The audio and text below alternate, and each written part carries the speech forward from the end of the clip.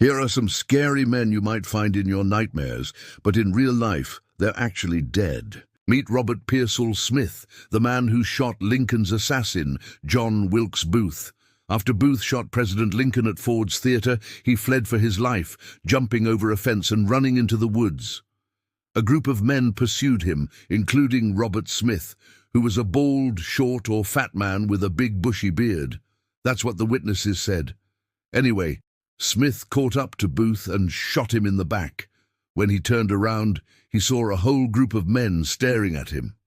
And that's when Smith turned and ran away. He was later captured and hanged for his crime.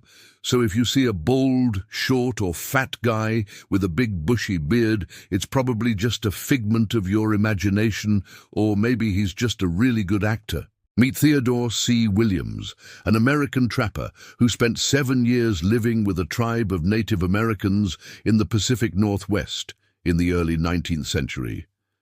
He learned their language and customs and even married one of their daughters. But when he returned to American society, he was considered a savage and was put on trial for having married a Native American woman without the permission of the tribe. The judge, looking down on Williams, stated, "You are a low, degraded, sensual savage. Go, be damned," and then sentenced him to 6 months in jail.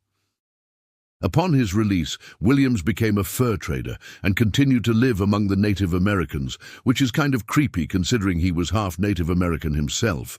Meet William Clark, the man who shot Abraham Lincoln, assassin Wilkes Booth. After Lincoln was shot, Clark set out the man responsible. He tracked Booth to a house where he was hiding and shot him in the back. However, the shot did not kill Booth.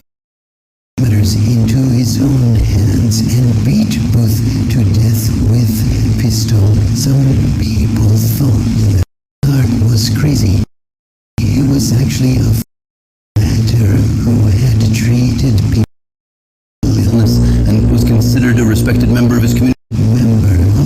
Meet Henry Dirks, a German-American sailor who went on a rampage in 1905, killing 5 people and injuring many others.